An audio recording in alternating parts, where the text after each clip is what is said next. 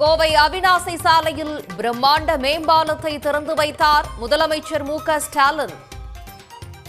தமிழ்நாடு முதலமைச்சர் அவர்கள்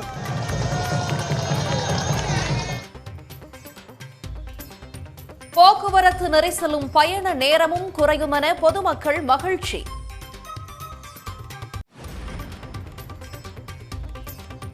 சென்னையில் ஆபரண தங்கம் விலை சவரனுக்கு மேலும் 200 ரூபாய் உயர்வு. ஒரு சவரன் 91,400 ரூபாயாக அதிகரித்து புதிய உச்சம்.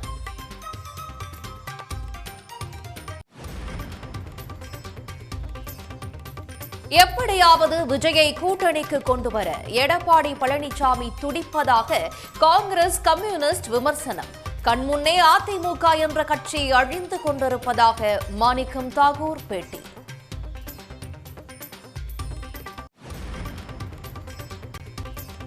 ஒரே நாளில் அடுத்தடுத்து 47 மீனவர்களை கைது செய்த இலங்கை கடற்படை. விடுவிக்க நடவடிக்கை எடுக்க வெளியுறவுத்துறை அமைச்சருக்கு மு.க.ஸ்டாலின் வலியுறுத்தல்.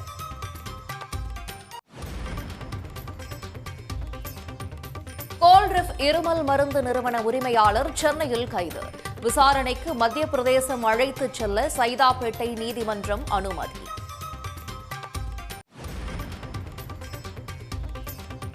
கோல்ரிஃப் இருமல் மருந்து நிறுவனத்தை நிரந்தரமாக மூட நடவடிக்கை. முறையாக ஆய்வு செய்யாத அதிகாரிகள் பணியிடை நீக்கம் செய்யப்பட்டுள்ளதாக அமைச்சர் மா. சுப்பிரமணியன் தகவல். கரூர் நெரிசல் குறித்து தவேக மாவட்ட செயலாளர் மதியழகனை விசாரிக்க அனுமதி. சிறப்பு புலனாய்வு குழு 2 நாட்கள் விசாரிக்க அனுமதி வழங்கியது கரூர் குற்றவியல் நீதிமன்றம்.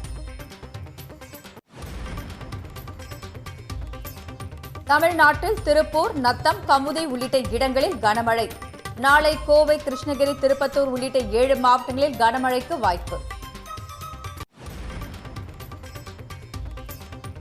திருவண்ணாமலையில் ரேபிஸ் பாதித்து சிகிச்சை பெற்று வந்த நபர் உயிரிழப்பு. அரசு மருத்துவக் கல்லூரி மருத்துவமனையில் அனுமதிக்கப்பட்ட நிலையில் மரணம்.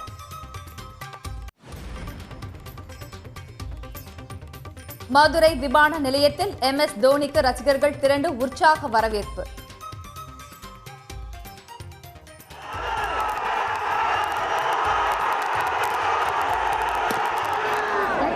பிரம்மாண்டமாக அமைக்கப்பட்டுள்ள கிரிக்கெட் மைதானத்தை திறந்து வைத்தார்.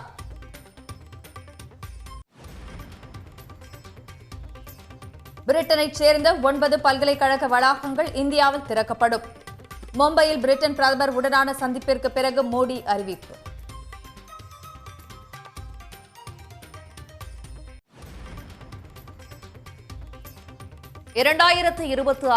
ஆண்டின் இலக்கியத்திற்கான நோபல் பரிசு அறிவிப்பு. ஹங்கேரி நாட்டைச் சேர்ந்த எழுத்தாளர் லாஸ்லோ கிராஸ்னஹோகாய் பெறுகிறார். கோவை அவிநாசி சாலையில் தமிழ்நாட்டின் மிக நீளமான GD நாயுடு மேம்பாலத்தை முதலமைச்சர் மு.க.ஸ்டாலின் திறந்து வைத்துள்ளார். தொழில் நகரமான கோவையின் அவிநாசி சாலையில் போக்குவரத்து நெரிசலை குறைக்கும் நோக்கில் கடந்த 2020ஆம் ஆண்டு மேம்பாலம் கட்டும் பணி தொடங்கப்பட்டது. ஆனால் பணிகள் மந்தமாக நடைபெற்ற நிலையில் திமுக ஆட்சி பொறுப்பேற்றதும் பணிகள் துரிதப்படுத்தப்பட்டன. 4 ஆண்டுகளாக முழுவீச்சில் பணிகள் நடைபெற்று முடிந்த நிலையில் அறிவியல் மேதை GD நாயுடு பெயர் சூட்டப்பட்ட தமிழ்நாட்டின் மிக நீளமான மேம்பாலத்தை முதலமைச்சர் மு.க.ஸ்டாலின் திறந்து வைத்தார். இந்த நிகழ்வில் GD நாயுடுவின் மகன் GD கோபால், பேரன் GD ராஜ்குமார், நெடுஞ்சாலைத்துறை அமைச்சர் ஏவ வேலு உள்ளிட்டோரும் கலந்து கொண்டனர்.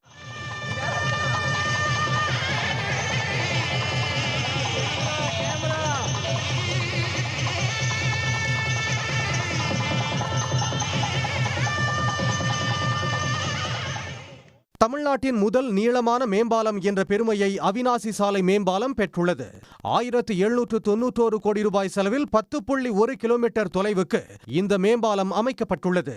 4 வழிச்சாலையாக 17.25 மீட்டர் அகலத்துடன் 301 தூண்களுடன் இந்த மேம்பாலம் கட்டப்பட்டுள்ளது. மேம்பாலத்தில் 610 சாலை விளக்குகள் அமைக்கப்பட்டுள்ளன. வாகன ஓட்டிகள் வசதிக்காக ஹோப் காலேஜ், நவ இந்தியா, அண்ணா சிலை, விமான நிலையம், ரெசிடென்சி ஹோட்டல் ஆகிய 5 இடங்களில் இறங்கு தளம் மற்றும் ஏறுதளம் வசதி ஏற்படுத்தப்பட்டுள்ளது. ஸ்டாலினுக்கு எத்தனை நன்றி சொன்னாலும் பத்தாது. அவர் சடனாக இந்த இதை டிசைட் பண்ணியிருக்காரு. சொல்ல முடியாத அளவு மகிழ்ச்சியாக இருக்குது. எதிர்பாராத occasion எங்களுக்கு முன்னே தெரியாது, பேப்பர் படித்து தான் தெரியும்.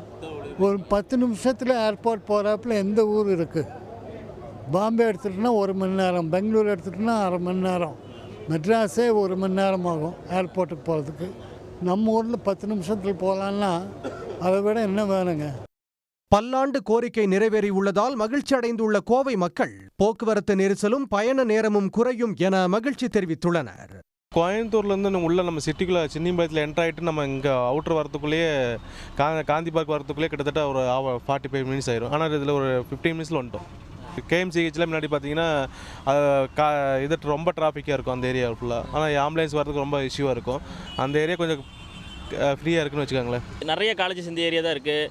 ஐடி கம்பெனி இது எல்லாமே இந்த ரூட்டில் போகிறனால நிறைய யூஸ் தான். மார்னிங் அண்ட் ஈவினிங் டைம் பார்த்திங்கன்னா ஃபுல் பீக் ஹவர் தான். நம்ம இன்ச் பை இன்ச்சாக தான் வண்டி போகும். ஆனால் இந்த இப்போ வந்து மோட்டு அந்த ப்ராப்ளம் இருக்காது. லாங்காக போகிறவங்களுக்கு ரொம்ப பெனிஃபிட்டு.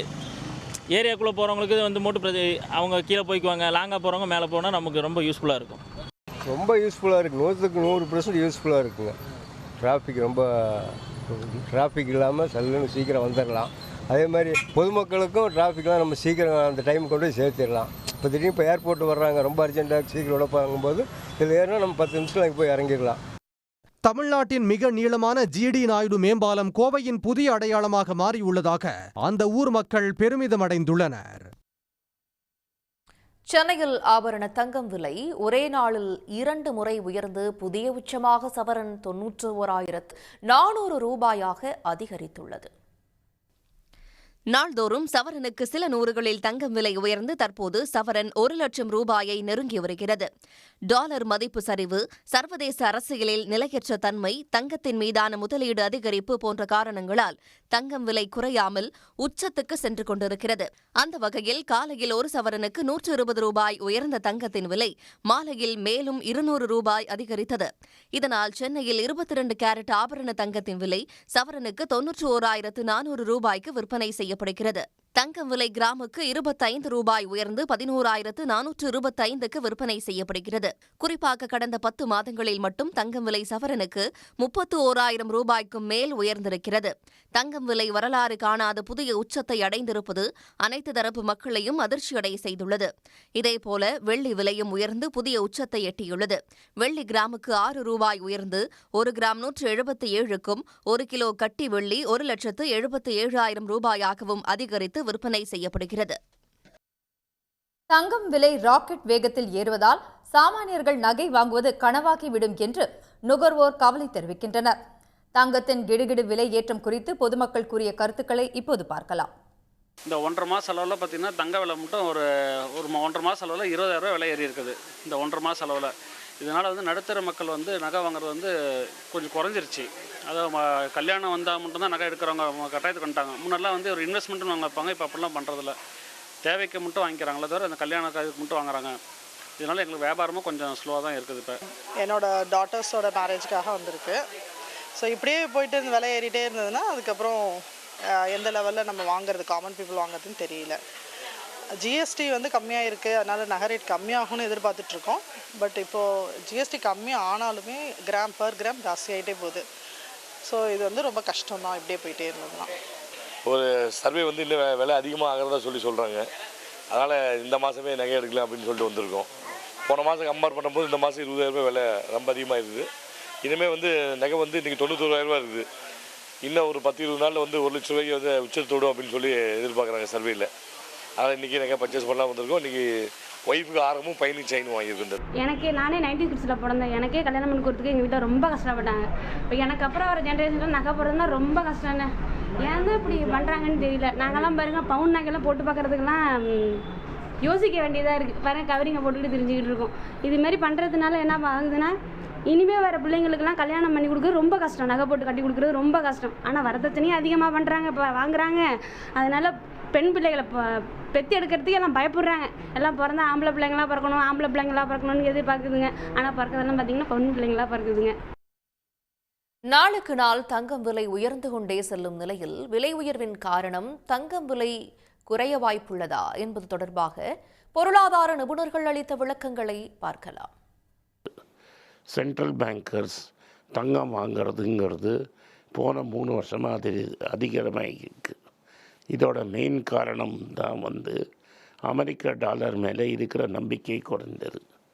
இது அமெரிக்க டாலரில் நம்பிக்கை இல்லாதத சென்ட்ரல் பேங்கர்ஸ் ரிசர்வில் கோல்டை ஏற்றுறாங்க. இதனால தான் தங்கம் விலை ஏறுது. சைனா, ரஷ்யா, அமெரிக்காவுக்குள்ளே இருக்கிற ப்ராப்ளம் தீரலைன்னா தங்கம் விலை இப்போதைக்கு இறங்காது. இப்பொழுது அரசாங்கங்கள் தொடர்ந்து தங்கத்தை வாங்குகிறார்கள்.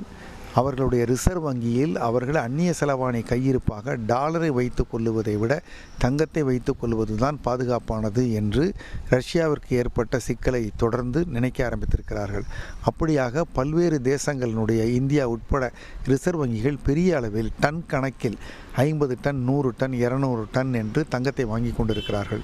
இப்பொழுது உயர்ந்திருப்பதே மிக மிக அதிகம். குறுகிய காலத்தில் உயர்வதற்கான நியாயம் இல்லை, ஆனால் உயர்ந்திருக்கிறது. ஆனால் இது இன்னும் தொடரும் போல தான் இப்பொழுது தெரிகிறது. மேலும் அமெரிக்காவில் வேலைவாய்ப்புகள் குறைந்து அங்கே பணவீக்கம் அதிகமாகி சிக்கல்கள் வந்தால் அங்கே இருக்கிற ரிசர்வ் வங்கி வட்டி விகிதத்தை அங்கே குறைக்கலாம். அப்படி குறைத்தால் தங்கம் மேலும் விலை ஏறும் என்பது போல தான் இருக்கிறது. தங்கம் விலை உச்சத்தை தொடுவதற்கு ஒன்றிய அரசின் தவறான பொருளாதார கொள்கைதான் காரணம் என்று காங்கிரஸ் எம்பி மாணிக்கம் தாக்கூர் குற்றம் சாட்டியுள்ளார். தங்கம் ஏழைகளின் எட்டாக்கணியாகிவிட்டதாகவும் பிரதமராக மோடி இருக்கும் வரை தங்கத்தின் விலை குறைய வாய்ப்பு இல்லை என்றும் அவர் தெரிவித்துள்ளார். மோடி அரசை பொறுத்த மட்டும் அதானிக்கும் அம்பானியும் மட்டும்தான் பெரும் பணக்காரராக்குற வேலையை பார்த்துட்டு இருக்காரு. மோடியை பொறுத்த மட்டும் நடுத்தர மக்களுடைய கனவாக இருக்கின்ற தங்கம் ஒரு பவுன் தங்கம் வாங்கி கல்யாணம் பண்ணி கொடுக்கறதுன்றதோ அல்லது 10 பவுன் போட்டு கல்யாணம் பண்ணி கொடுக்கறது என்பதெல்லாம் மிகப்பெரிய கஷ்டமான ஒரு சூழ்நிலை ஆயிடுச்சு. 1 லட்சம் ரூபா தங்க விலை தொடும் நிலைக்கு வந்துருச்சு. இதற்கு முழு காரணமும் மத்திய அரசினுடைய தவறான பொருளாதார கொள்கை. குறிப்பிட்ட விதத்தில் மோடி, அமித்ஷா அவர்களுடைய, அதுவும் திருமதி நிர்மலா சீதாராமன் தான் தங்கம் போடுறதில்லை அப்படிங்கிறதுக்காக தொடர்ந்து தாய்மார்களுடைய சேமிப்பாக இருக்கின்ற தங்கத்தை பொறுத்த மட்டுமே ஒரு எட்டாக்கணியாக பார்த்துக் கொண்டிருக்கின்ற பொருளாதார கொள்கைகளை தொடர்கிறார். மோடி இருக்கிற வரைக்கும் தங்கத்தினுடைய விலை உயர்ந்து. தமிழ்நாடு மற்றும் காரைக்காலைச் சேர்ந்த 47 மீனவர்களை இலங்கை கடற்படை கைது செய்திருப்பது மீனவர்கள் மத்தியில் கொந்தளிப்பை ஏற்படுத்தியுள்ளது. இந்த நிலையில் சிறைபிடிக்கப்பட்ட மீனவர்களை மீட்க ஒன்றிய அரசு நடவடிக்கை எடுக்க வேண்டும் என மீனவர்கள் வலியுறுத்தியுள்ளனர். ராமேஸ்வரம் மீன்பிடி துறைமுகத்திலிருந்து மீன்பிடிப்பதற்காக அனுமதி சீட்டு பெற்று 4 படகுகளில் 30 மீனவர்கள் கடலுக்கு சென்றனர். கச்சத்தீவு, தலைமன்னார் இடையே மீனவர்கள் மீன்பிடித்துக் கொண்டிருந்த போது அங்கு வந்த இலங்கை கடற்படையினர் எல்லை தாண்டி மீன்பிடித்ததாக கூறி மீனவர்கள் மீது கற்களை வீசி தாக்குதல் நடத்தியுள்ளனர். தொடர்ந்து 4 விசைப்படகுகளை சிறைப்பிடித்த இலங்கை கடற்படையினர் அதிலிருந்து 30 மீனவர்களை கைது செய்தனர். இதனால் உயிருக்கு அஞ்சி எஞ்சிய ராமேஸ்வரம் மீனவர்கள் கரை திரும்பியதால் படகு ஒன்றிற்கு 50,000 ரூபாய் வரை இழப்பு ஏற்பட்டுள்ளதாக மீனவர்கள் வேதனை தெரிவித்தனர். ஒரு கடலுக்கு போனேன், மறு கடலுக்கு நான் வேணாம்னு சொன்னேன். என் பிள்ளைய பார்க்க ஆளு இல்லை, நாங்க தான் பார்க்கணும். 3 மணிக்கு போனேன், நான் வேணாடான்னு சொன்னேன். இருக்கிற சாப்பிட்டுட்டு இருப்போம். நான் சிரமத்தை பார்த்து போயிட்டேன். ராமேஸ்வர் மீனவர்கள் கைது செய்யப்பட்ட அதிர்ச்சியே குறையாத நிலையில் காரைக்காலைச் சேர்ந்த 17 மீனவர்களை இலங்கை கடற்படை கைது செய்துள்ளது. மீன்பிடிப்பதற்காக கடலுக்கு சென்ற காரைக்கால் மீனவர்களின் படகை இன்று அதிகாலையில் சிறைப்பிடித்த இலங்கை கடற்படை அதிலிருந்த 17 மீனவர்களையும் கைது செய்தது. ஒரே நாளில் 47 மீனவர்கள் மற்றும் 5 படகுகளை இலங்கை கடற்படை சிறைபிடித்துச் சென்ற விவகாரம் மீனவர்கள் மத்தியில் கொந்தளிப்பை ஏற்படுத்தியுள்ளது. குஜராத்தில் உள்ள மீனவன் பிடிவிட்டான்னா உடனே போய் அந்த மீனவர்களை மீட்டு கொண்டு வர தகுதியும் அந்தஸ்தும் அவருக்கு இருக்கு, அந்த பவர் அவருக்கு இருக்கு. ஆனா ராமேஸ்வரத்து மீனவர்கள் மட்டும் பிடிவிட்டா அவர் ஏன் கூட கேட்க மாட்டார். இந்த 11 வருஷ காலமா இதேதான் நடந்துகிட்டு இருக்காரு இந்த பாரத பிரதமர். இந்த நிலையில் கைது செய்யப்பட்ட 47 மீனவர்களையும் விரைவாக மீட்க ஒன்றிய, மாநில அரசுகள் நடவடிக்கை எடுக்க வேண்டும் என்ற கோரிக்கை எழுந்துள்ளது. அதிமுக, பாஜக பொருந்தா கூட்டணி என தவேகா தலைவர் விஜய் விமர்சித்திருந்த நிலையில் தங்கள் கூட்டணியில் தவேகா இடம்பெறுவதற்கான பிள்ளையார் சுழி போடப்பட்டு விட்டதாக எடப்பாடி பழனிசாமி பேசியுள்ளார்.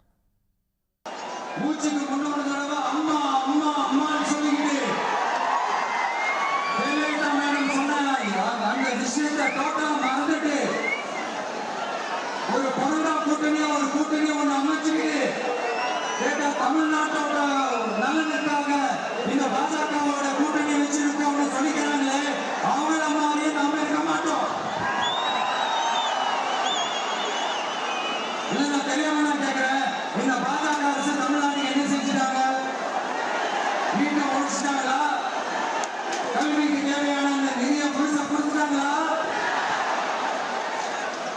இல்லம்மா தமிழ்நாட்டுக்கு தேவையான எல்லா விஷயங்களையும் சரியா செஞ்சுட்டாங்களா?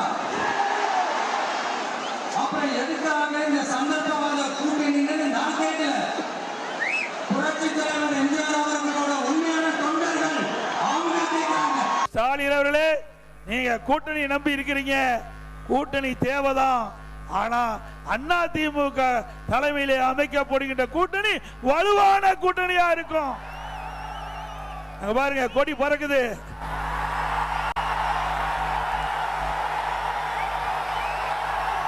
பிள்ளையார் சொல்லி போட்டாங்க,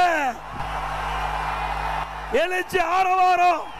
தமிழ்நாட்டில் திராவிட ஆட்சி அமைந்த 4 ஆண்டுகளில் புதிதாக பதிவு செய்யப்படும் புத்தொழில் நிறுவனங்களின் எண்ணிக்கை 6 மடங்கு அதிகரித்துள்ளதாக முதலமைச்சர் மு.க.ஸ்டாலின் தெரிவித்துள்ளார். தமிழ்நாட்டின் புத்தொழில் சூழலை வலுப்படுத்த 100 கோடி ரூபாய் மதிப்பீட்டில் இணை உருவாக்க நிதியம் தொடங்கப்படும் என்றும் அவர் அறிவித்தார். தமிழ்நாட்டை உலகின் முன்னணி ஸ்டார்ட் அப் மையங்களுள் ஒன்றாக நிலைநிறுத்தும் வகையில் இந்தியாவிலேயே முதன்முறையாக கோவையில் உலக புத்தொழில் மாநாடு தொடங்கியுள்ளது. கொடிஷியா அரங்கில் 2 நாட்கள் நடைபெறும் மாநாட்டை முதலமைச்சர் மு.க.ஸ்டாலின் தொடங்கி வைத்தார். புதிய சந்தை வாய்ப்புகளை ஏற்படுத்தும் புத்தொழில் மாநாட்டில் 42 நாடுகளைச் சேர்ந்த 350 பிரதிநிதிகள் பங்கேற்றுள்ளனர். இதில் 30,000க்கும் மேற்பட்ட தொழில் முனைவோரும் கலந்து கொண்டுள்ளனர். மாநாட்டின் முதல் நாளில் முதலமைச்சர் ஸ்டாலின் முன்னிலையில் 7 புரிந்துணர்வு ஒப்பந்தங்கள் கையெழுத்தாகின. Shivaraja Ramanathan, Mission Director and CEO, Startup TN, to join us for the exchange of MOUs. May we request from Link Innovations, pleasure to invite Mr. Sebastian C. Matugas to join us for a formal exchange of the MOUs. May we request from Asia Berlin Forum, Mr. Martin Rauschenberg, to join us for the exchange of the MOUs. From RXN Canada, may we request Dr. Morgan to join us for a formal exchange of the MOUs. மாநாட்டில் உரை நிகழ்த்திய மு.க.ஸ்டாலின் தமிழ்நாட்டின் தொழில்துறை வளர்ச்சிக்கு மட்டும் இன்றி மாநிலத்தின் வளர்ச்சிக்கும் தொழில் மாநாடுகள் சான்றாக இருப்பதாக கூறினார். ஆட்சி பொறுப்பேற்ற 4.5 ஆண்டுகளில் எண்ணற்ற தொழில் திட்டங்களை தமிழ்நாடு ஈர்த்துள்ளதாகவும் கடந்த 4 ஆண்டுகளில் பதிவு செய்யப்படும் புத்தொழில் நிறுவனங்களின் எண்ணிக்கை 6 மடங்கு அதிகரித்திருப்பதாகவும் ஸ்டாலின் கூறினார். கடந்த 4 ஆண்டுகளில் அதுக்கு முன்னாடி இருந்ததை விட 6 மடங்கு புத்தொழில் நிறுவனங்கள் ஒன்றிய அரசின் தளத்தில் புதிதாக பதிவு செய்யப்பட்டிருக்கு. நம்பர்ல சொல்லணும்னா 2032 இருந்த எண்ணிக்கை இப்போ 12,000 தாண்டி உயர்ந்திருக்கு. இதில் எனக்கு பர்சனலாக மகிழ்ச்சியான செய்தி என்ன தெரியுமா? இந்த 12,000 சரிபாதி நிறுவனங்கள் பெண்கள் தலைமையேற்று நடத்துகிற நிறுவனங்கள் என்பதுதான். சிறந்த புத்தொழில் கட்டமைப்பு கொண்ட மாநிலங்களின் தரவரிசை பட்டியலில்